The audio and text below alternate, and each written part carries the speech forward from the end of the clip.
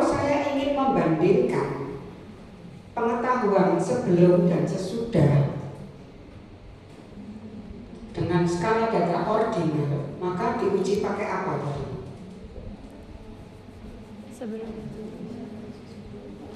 Pengetahuan ordinal sebelum dan sesudah, ujinya pakai apa?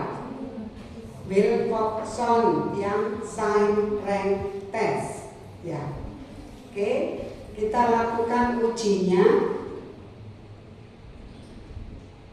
Klik analyze non-parametric test karena memang non-parametric, ya.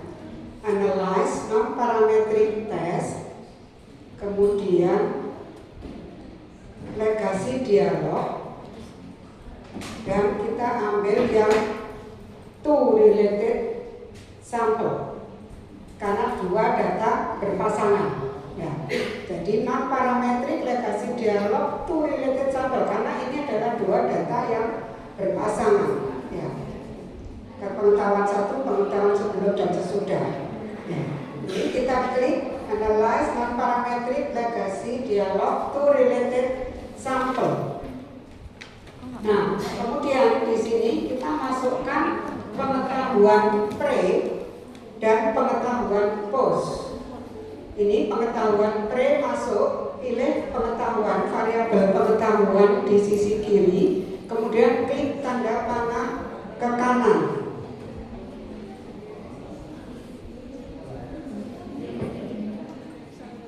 Ini kemudian data postnya juga kita masukkan ke kanan.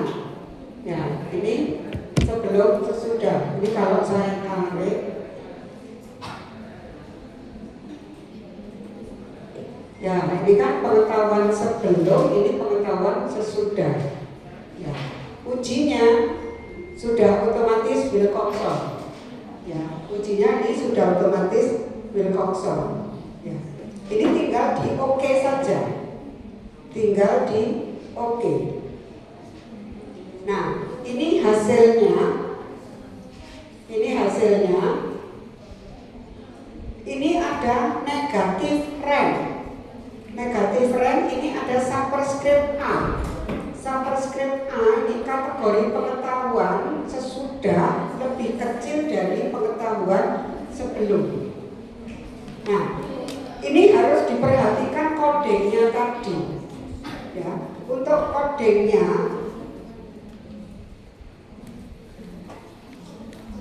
nah di sini untuk kodenya ini angka kecil itu yang jelek, semakin tinggi angkanya semakin baik, ya.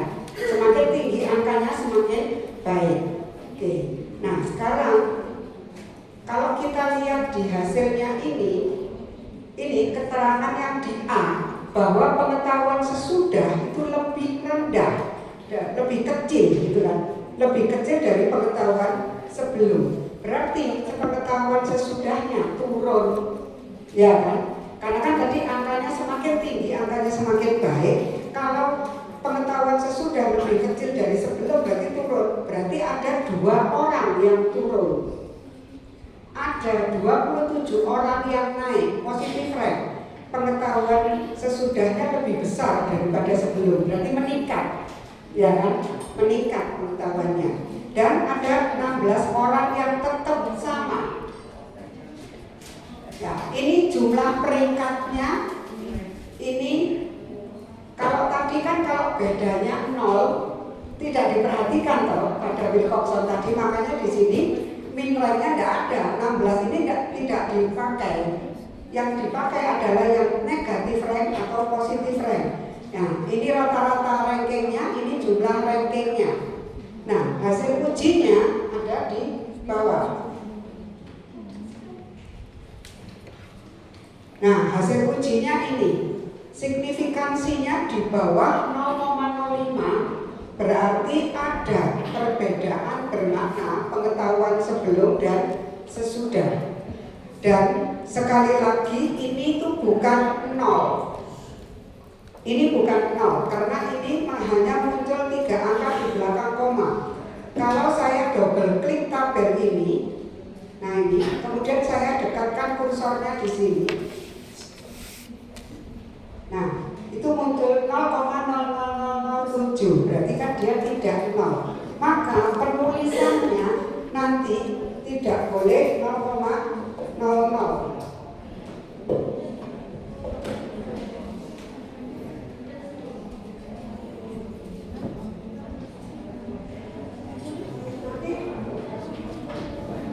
Menuliskannya lebih kecil dari 0,01. Untuk yang versi terbaru keluarnya sudah lebih kecil 0,01. Jadi nulisnya harus lebih kecil 0,001. Yang versi terbaru keluarnya sudah lebih kecil 0,001. Yang ini saya pakaikan yang masih versi 25. Jadi masih 0,00. Nah, bagaimana menyajikannya? Saya tadi sampaikan, jangan rankingnya yang dimunculkan, jangan ini yang dimunculkan. Orang nggak ngerti, gitu ya. Orang akan namanya penyajian itu kan harus yang informatif ya. Jadi kita harus menyajikan frekuensinya. Kok nggak bisa ya Pak, punya aku nggak?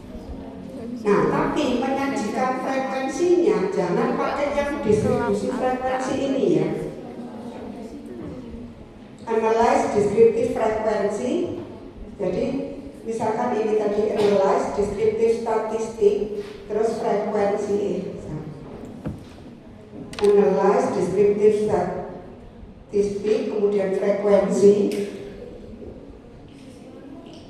Kemudian kita masukkan kategori pengetahuan pre, kategori pengetahuan post. Kemudian di OK. Nah, penyajikannya jangan yang seperti ini. Kalau seperti ini, kita itu tidak tahu. Kalau kita bikin seperti ini, yang kita tahu bahwa di kondisi sebelum itu dominasinya cukup, ya kan? 51% cukup. Sedangkan sesudah menjadi 48% baik. Kalau kita menyajikannya begini, kita tidak tahu perubahannya seperti yang dicantumkan oleh Wilcoxon-nya ini, bahwa yang turun ada 2 orang, yang naik ada 27 orang, kita nggak tahu. Sehingga menyajikannya pakai cross tab, analyze descriptive statistik, cross tab, analyze descriptive statistik, cross tab. Pengetahuan sebelum kita letakkan di row, pengetahuan sesudah kita letakkan di kolom. Kemudian kita klik sel. Ini. Kita centang persentase baris. Ya. Ini yang kita centang itu persentase row. Ya, persentase row. Yang sebelum di row, sesudah di kolom, ya. Terus persentase row, continue, sudah yang lainnya nggak usah karena kita cuma bikin tabulasi silamnya saja. Nah, dari tabel ini nampak bahwa yang turun itu yang awalnya cukup jadi kurang, ada 2 orang. Ya, awalnya dia cukup jadi kurang. Ini kan turun berarti. Kalau yang tetap, kurang tetap kurang, cukup tetap cukup, baik tetap baik, itu diagonalnya.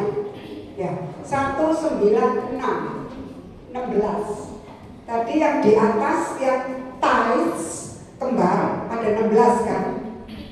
Nah, ini diagonalnya. Kurang-kurang 1, cukup-cukup 9, baik-baik 6. 1 tambah 9 tambah 6, 16. Kalau kita lihat balik ke atas tadi. Nah, ini ties ada 16. Yang negatif ada 2, yang positif ada 27. Nah, kalau kita lihat di sini, di bawah diagonal itu adalah yang kurang. Yang turun cuma 2 kan, 2 tambah 0 tambah 0. Karena yang baik nggak ada yang jadi kurang, yang baik tidak ada yang jadi cukup. Yang menurun itu yang cukup jadi kurang, ada 2 orang. Nah, yang naik 11 tambah 12, 23 tambah 4, 27. Cocok dengan hasilnya Wilcoxonnya. Jadi penjelasannya adalah ini, bahwa yang kurang ada 25% berubah menjadi baik. Yang cukup ada 52% itu berubah menjadi baik. Yang baik tetap baik. Nah, nanti penyajiannya kita buat tabulasi seperti ini, tinggal ditambahi signifikansi sehingga pembaca tahu, oh iya, perubahannya itu yang mana yang berubah. Nah, untuk yang cukup jadi kurang itu nanti bisa dibahas sendiri kenapa misalkan dia pengetahuannya cukup jadi kurang, apakah dia awalnya itu cukup yang batas bawah. Cukup batas bawah, kemudian dia menjadi kurang batas atas, jadi artinya turunnya sedikit gitu. Itu nanti bisa dibahas. Ada pertanyaan mungkin? Jadi penyajiannya jangan yang pakai satu-satu begini, sebelum berapa, sesudah berapa. Kalau seperti ini kita tidak tahu perubahannya. Jadi kalau kita gunakan ini, maka kita tetap bisa cerita seperti hasilnya Wilcoxon ini, bahwa ada 2 orang yang menurun pengetahuannya dan ada 27 orang yang meningkat. Oke. Sekarang balik ke data lagi. Nah, sekarang kalau saya ingin membandingkan pengetahuan sebelum antara yang bekerja dan tidak bekerja, berarti ujinya pakai apa? Pengetahuannya kan ordinal ini ya. Pengetahuannya ordinal, saya mau membandingkan kelompok ibu bekerja dan tidak bekerja. Ujinya pakai ya 2 kelompok yang saling bebas. Man with name ya. Oke, sekarang saya mau membandingkan, tetap sama seperti tadi, analyze non-parametric legacy dialog. Sekarang 2 independent sample, analyze non-parametric test legacy dialog 2 independent sample ya. Kita masukkan kategori pengetahuan pre-nya ke tes variabel, pekerjaannya ke grouping variabel. Pekerjaan masuk ke grouping variabel, kemudian dia muncul tanda tanya, dia minta order, maka kita harus define group. Klik define groupnya, masukkan angka 1 dan 2. Karena pekerjaan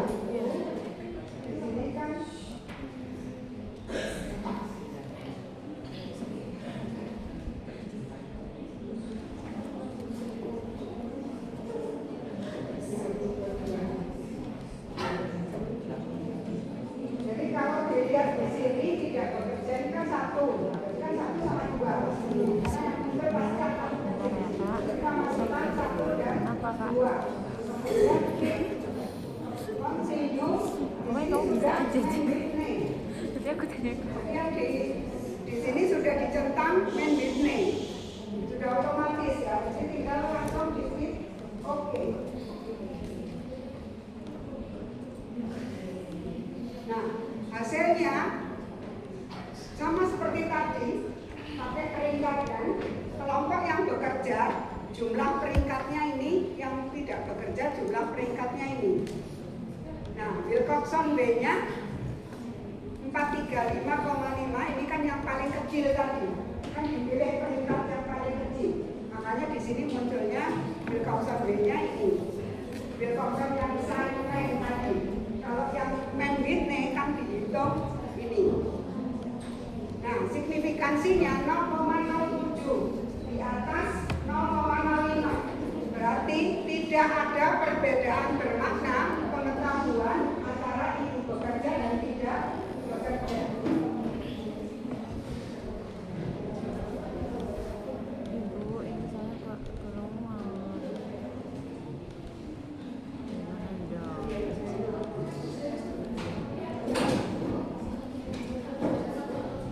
Nah, menyajikannya gimana? Lagi-lagi menyajikannya jangan disajikan min-rank-nya. Kalau pengetahuannya ordinal, kalau min-rank yang disajikan orang bingung, gitu ya. Menyajikannya kita pakai cross-tab lagi aja.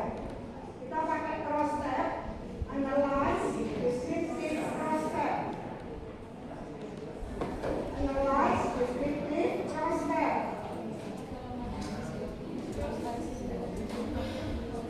Nah, yang pengetahuan sesudah yang di kolom kita keluarkan, kita ganti pekerjaan. Jadi yang di row yang dimasukkan adalah pengetahuan pre. Pengetahuan pre masuk row, pekerjaannya masuk kolom. Kemudian kita klik cell. Kita klik cell, persentasenya kalau tadi itu kita persentase row, maka sekarang kita ganti persentase kolom. Kenapa persentase kolom? Karena saya mau membandingkan berdasar pekerjaan, ya kan? Berdasar pekerjaan, pekerjaannya ada di kolom, maka saya buat persentase kolom. Jadi ibu bekerja pengetahuannya bagaimana, ibu tidak bekerja pengetahuannya bagaimana. Sehingga persentasenya saya buat persentase kolom. Kemudian klik continue, oke. Nah, ini hasilnya pada kelompok ibu tidak bekerja 52,2% pengetahuannya cukup. Ibu bekerja juga 50% cukup, makanya hasilnya tidak ada perbedaan karena dominasinya sama-sama cukup. Dan cukup kurang dan baiknya juga mungkin penyebarannya rata, tinggal yang bekerja ini yang lebih banyak kurangnya ya. Kalau yang tidak bekerja sama, tapi dominasinya masih sama. Nah, ini kalau kita perhatikan dari yang main Whitney-nya, rata-rata min rank-nya ini lebih tinggi yang tidak bekerja. Nah, berarti kalau kita baca dari sini, pengetahuan ibu tidak bekerja itu lebih baik daripada yang tidak bekerja. Karena min rank-nya lebih tinggi. Ya, karena tadi kode pengetahuannya semakin tinggi angkanya semakin baik, gitu kan? Sehingga kalau dijumlah berarti kan lebih banyak, lebih tinggi angkanya akan lebih baik. Tapi kalau kita kodenya adalah 1 itu baik, 2 cukup, 1 kurang, berarti kan semakin kecil semakin baik. Maka yang menjadi lebih baik adalah yang lebih kecil. Nah, ini juga terlihat dari sebaran ini. Ya, dia yang baiknya kan 21%, yang ini cuma 4%. Makanya lebih tinggi nilainya.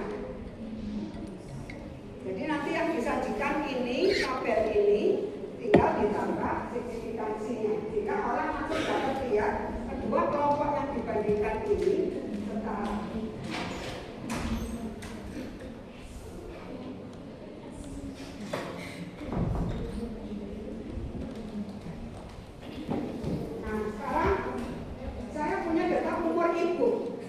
Dan ada data anemia selama hamil. Kalau saya ingin tahu apakah ada perbedaan usia antara yang anemia dan tidak, berarti kita harus lakukan uji normalitas data terlebih dahulu. Kita lakukan uji normalitas data seperti yang kemarin, analyze, descriptive statistic, explore. Analyze, descriptive statistic, explore. plot. Ini untuk uji normalitas data. Nah, sekarang saya masukkan data umur. Data umur dimasukkan ke dependent list. Kemudian kita klik plot. Anemianya, karena ini kita akan berdasar anemia. Anemianya masukkan faktor list. Jadi kita harus membandingkan umur ibu antara yang anemia dan tidak anemia ya. Anemianya masuk di faktor list, kemudian kita klik plot. Nah, ini kita klik plot, box plotnya kita klik none, kita nggak usah pakai box plot dan juga nggak usah steam and leave-nya. Yang kita perlukan ini, normality plot with test. Jadi yang dicentang pada bagian plot itu hanya normality plot with test. Kemudian klik continue. Kita klik plot saja pada bagian display-nya. Karena kita hanya ingin melihat uji normalitasnya saja, deskriptifnya nggak usah. Kemudian klik OK.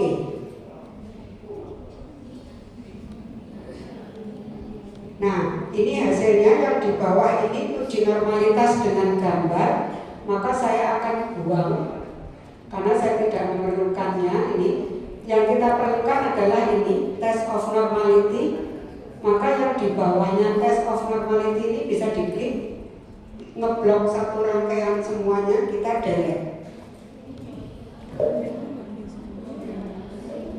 Diklik di sini sebelah kiri dari outputnya ini kan ada dua sisi, sini dan ini. Jadi kalau yang sebelumnya ada ini, maka kita klik di bagian umur ini, kotak kuning sebelahnya umur ini yang diklik, ngeblok semuanya baru di delete. Nah, hasil uji normalitasnya data umur ibu kelompok tidak anemia distribusinya tidak normal karena di bawah 0,05, signifikansinya 0,04, berarti tidak normal. Sedangkan pada kelompok anemia distribusinya normal. Nah, ujinya pakai apa? Satu normal, satu nggak normal. Apakah boleh pakai uji T independen? Uji T dosa nggak boleh karena satunya nggak normal. Berarti ujinya pakai apa? Mann-Whitney, tetap non parametrik Mann-Whitney. Ya, jadi kita akan lakukan uji Mann-Whitney untuk data ini. Uji Mann-Whitney-nya sama seperti tadi, analyze non-parametric test, legacy dialog, two independent sample. Ya, analyze non-parametric test, legacy dialog, two independent sample. Masih ada yang tadi kategori pengetahuannya kita kembalikan, kita ganti umur ibu, masuk tes variabel, kemudian groupingnya ini masih yang tadi kita kembalikan, kita ganti anemia, masuk ke sini. Nah, define group 1, 2. Grup 1, grup 2, 2. Continue, oke. Nah, ini hasilnya ternyata tidak ada perbedaan bermakna usia ibu antara yang anemia selama kehamilan dan tidak mengalami. Nah, kalau menyajikan lagi-lagi jangan min rank-nya. Nah, kalau kita lihat min rank ini, yang lebih tua yang mana? Yang mengalami anemia atau yang tidak? Yang mengalami, karena umur itu kan tambah, angkanya tambah besar, tambah tua. Di sini nilainya yang lebih besar adalah kelompok yang anemia, sehingga yang mengalami anemia mempunyai usia lebih tua. Nah, berapa usianya kita buat, karena tadi ada kelompok yang tidak normal, maka kita tidak boleh menyajikan rata-rata, sehingga kita menyajikan median. Nah, untuk memunculkan median, kita bisa klik analyze, report, case summarize. Analyze, report, case summarize. Nah, kita masukkan data umur ibu ke variabel, kemudian anemia masuk ke grouping variabel.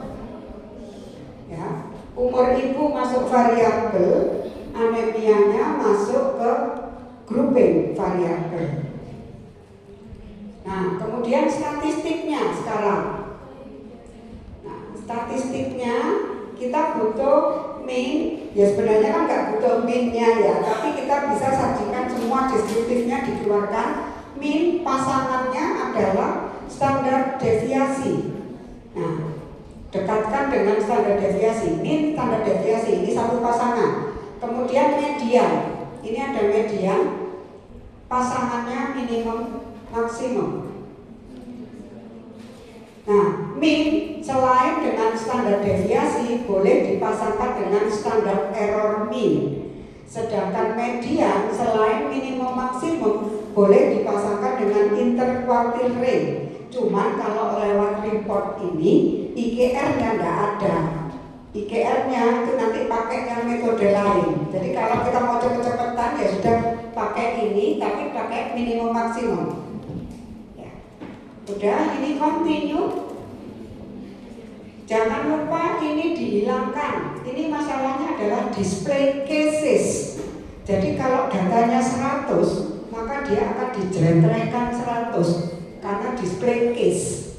Ya, jadi ini harus dihilangkan, tidak dicentang. Yang kita butuhkan hitungan statistiknya, bukan per case-nya. Ya, langsung diklik OK. Nah, ini hasilnya. Maka nanti kita bisa menyajikan bahwa usia kelompok yang mengalami anemia selama kehamilan itu mediannya 28 dengan minimum 18 maksimum 36. Sedangkan kelompok yang tidak mengalami anemia mediannya adalah 23 dengan minimum 18 maksimum 35. Sesuai dengan hasilnya min range-nya tadi bahwa ibu yang mengalami anemia selama kehamilan usianya lebih tua, mediannya 28 tahun. Walaupun rentangnya sama antara yang mengalami dan tidak mengalami, tapi mediannya lebih bergeser ke bawah untuk yang tidak mengalami anemia.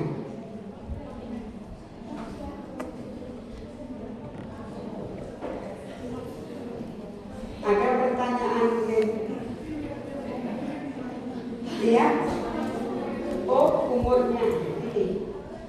Nah, ini kalau lihat di sini, ini min range-nya 26. Ya, berarti kan usianya dia lebih tua karena lebih tinggi min range-nya. Umur itu kan angka semakin tinggi, angkanya semakin lebih tua, gitu kan? Karena ini umur asli bukan di kategori, sehingga ini lebih tua. Jadi jangan ini yang ditulis di bab hasil, tapi kita sajikan median minimum maksimumnya. Nah, kalau kita ingin tadi memunculkan IKR, saya nggak senang min-mak, karena min-mak kelihatan ujung-ujungnya saya maunya IKR, karena di jurnal-jurnal juga seringkali IKR misalnya. Maka mencari IKR-nya itu bisa lewat frekuensi. Nah, cuman kalau lewat frekuensi ini dia langsung jadi satu semua data. Padahal kita inginnya kelompok anemia dan tidak anemia. Maka kita minta bantuan data terlebih dahulu. Data split file. Jadi data split file dulu. Kita klik compare group. Kemudian anemianya kita masukkan ke group based on. Ya, compare group, anemia masuk group based kemudian OK. Nah, baru kita klik Analyze Descriptive Frequency. Ini kita kembalikan. Nah, sekarang kita masukkan data umur ibunya. Ini data umur ibu. Kemudian statistiknya sekarang, statistiknya. Nah, di sini mean, median, ini ada minimum, maksimum, ada standar deviasi, ada standar error. IKR-nya di mana? Ini ada kuartilnya. Nah, ini kalau ini kita bisa semua, kuartilnya ada, SE juga ada. Kalau yang report tadi tidak ada. Tinggal klik continue. Jangan lupa ini juga dihilangkan. Display frekuensi tabel tidak perlu karena ini data numerik. Frekuensi tabel nanti akan nilainya satu-satu di ke bawah. Jadi tidak perlu, kita butuh statistiknya saja. Kemudian klik OK. Nah, ini hasilnya. Ini umur ibu, mediannya 23. IKR-nya yang mana? IKR itu kuartil 3 dikurangi kuartil 1. Jadi kalau ini kuartil ketiga 25,75 dikurangi 21 berarti IKR-nya adalah 4,75. Atau bisa juga dituliskan Q1 Q3. Q1 Q3. Jadi kalau menuliskan Q1 Q3 berarti 23 kurung buka 21 sampai 25. Sedangkan yang ini mediannya 28, 23 sampai 31. Jadi kelihatan beda. Kalau tadi dari minimum maksimumnya hampir tidak berbeda karena 1835 dan 1836. Tetapi ketika IKR-nya justru terlihat lebih berbeda karena ini 2125, yang ini 2331. Lebih lebar yang mengalami anemia. Ya. Ada pertanyaan?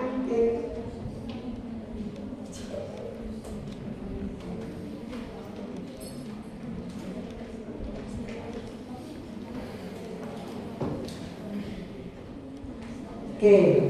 Nah, sekarang kalau saya ingin melihat apakah ada perbedaan pengetahuan yang ordinal ini antara pendidikan ibu atau antara ANC-nya.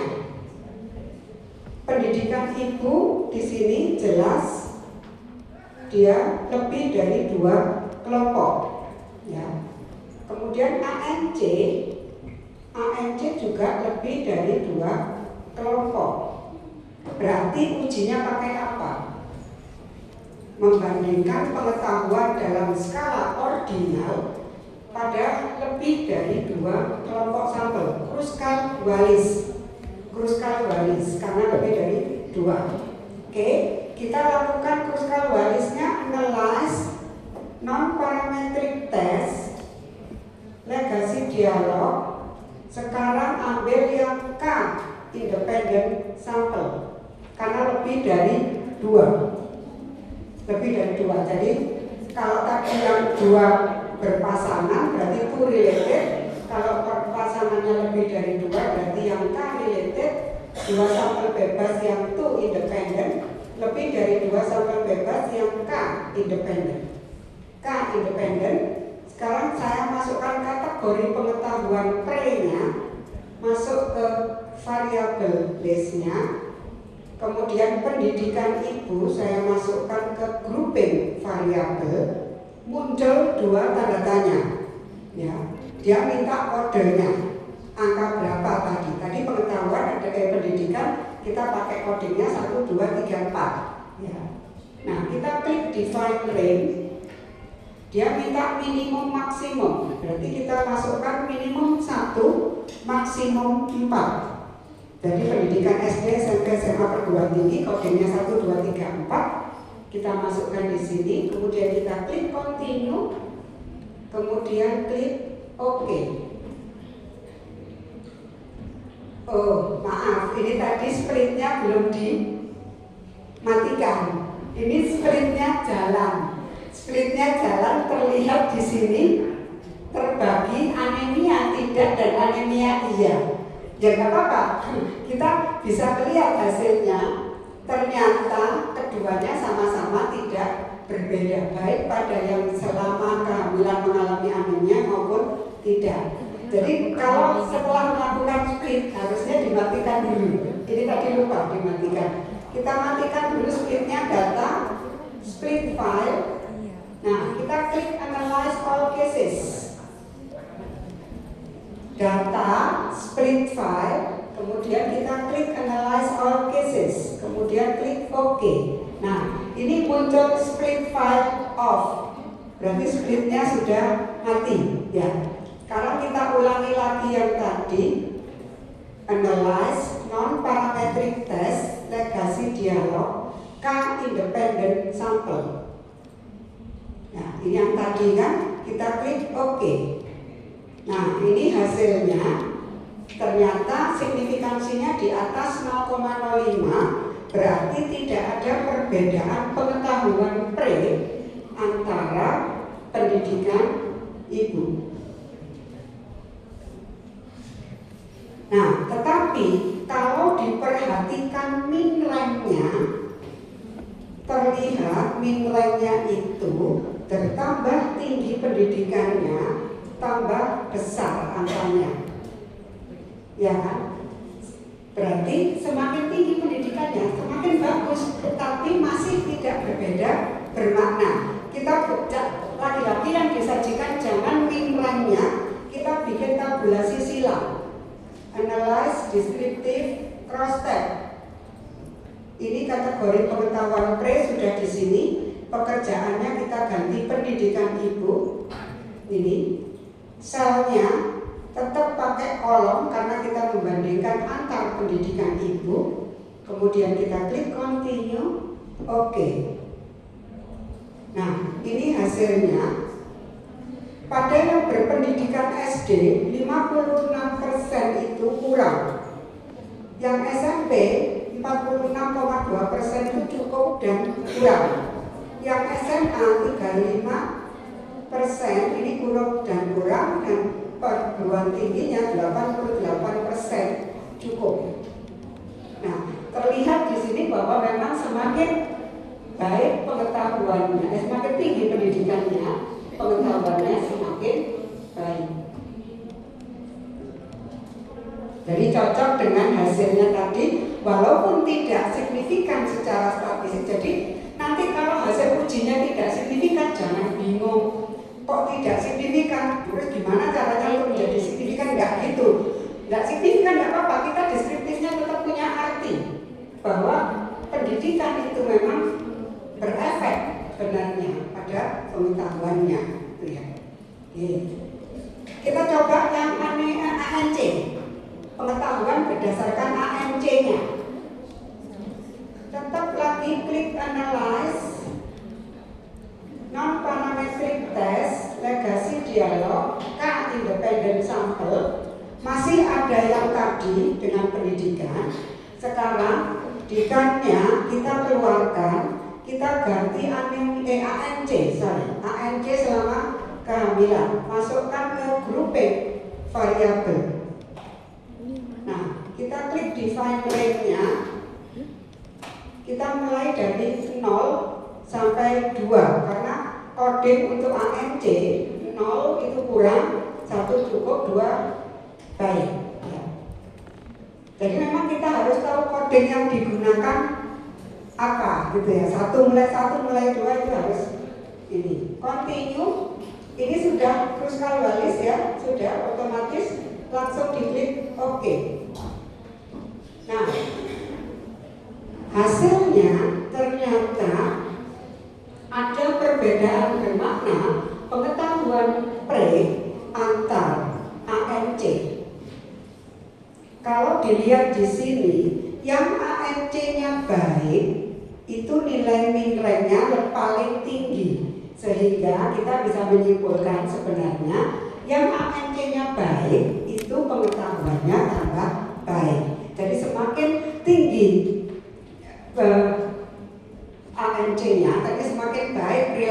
ANC selama kehamilan, pengetahuannya semakin baik. Nah, buktinya mana? Ya kita bikin tabulasi silang lagi.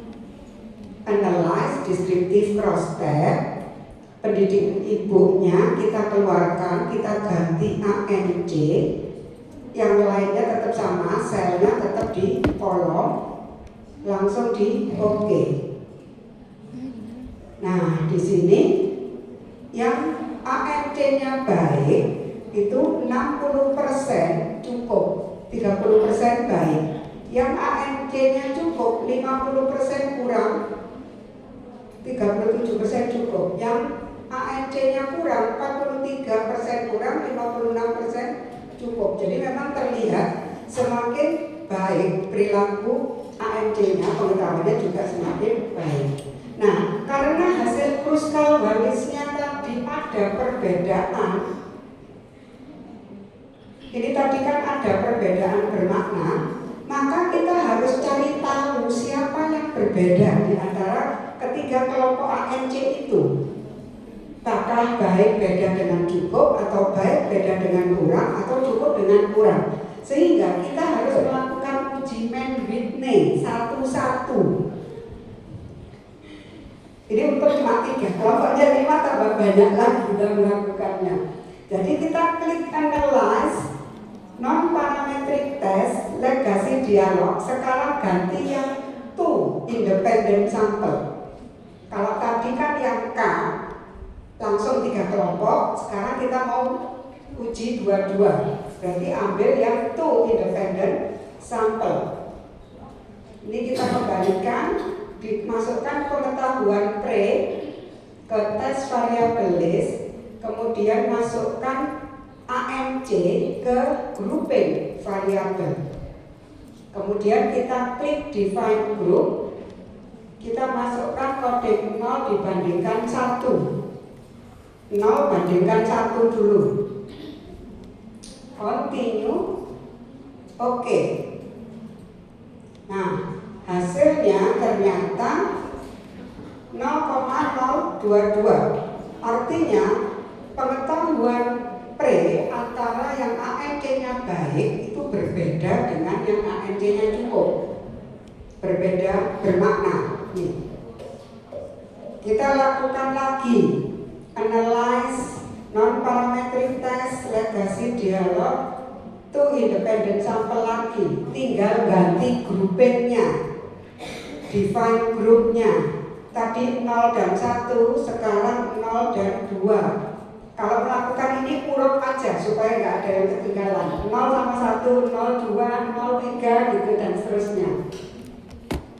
0 sama 2, continue, oke. Nah, ini baik sama kurang juga berbeda bermakna.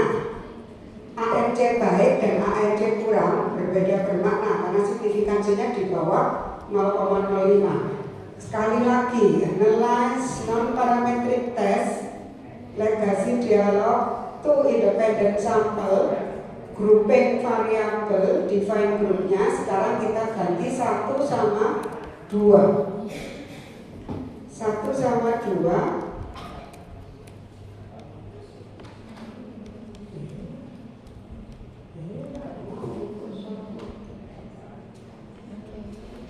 Satu dan 2, kemudian klik OK. Nah, ini ternyata tidak berbeda bermakna. Jadi yang pengetahuan pre yang ANC-nya cukup sama ANC-nya kurang itu tidak bermakna. Yang berbeda yang baik dengan cukup, baik dengan kurang.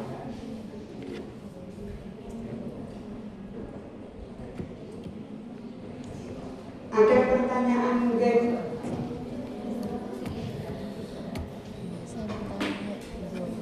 Nah, nanti menyajikannya bagaimana?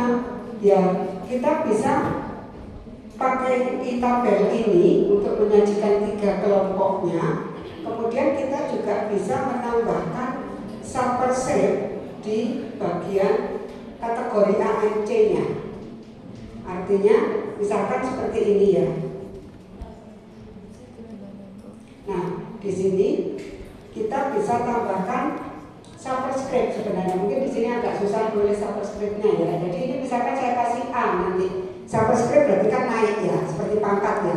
Ini saya kasih A. Nah, cukup itu saya kasih B. Kenapa? Karena baik sama cukup tadi berbeda bermakna.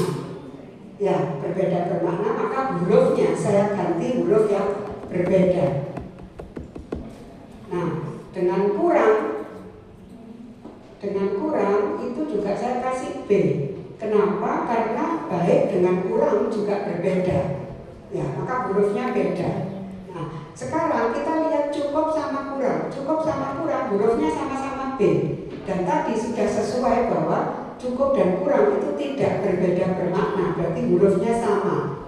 Nah, sehingga kita bisa paling tidak bikin tabelnya satu, kita tambahkan signifikansi kruskal-walisnya, kemudian nanti di bawah tabel diberi keterangan bahwa superscript yang berbeda menunjukkan perbedaan bermakna dengan uji Mann-Whitney.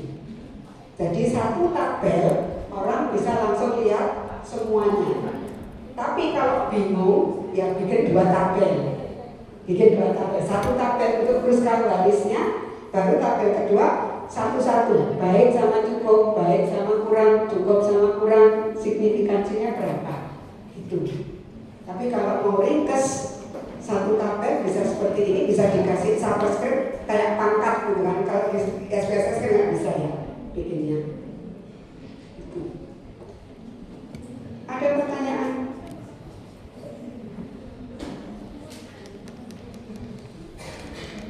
Oke, kalau tidak ada, saya kira itu untuk bisa dicoba lagi nanti di rumah ya, dicoba-coba. Terima kasih. Terima kasih Mbak Tika. Ya, adik-adik istirahat dulu 15 menit, kita mulai jam 3 ya.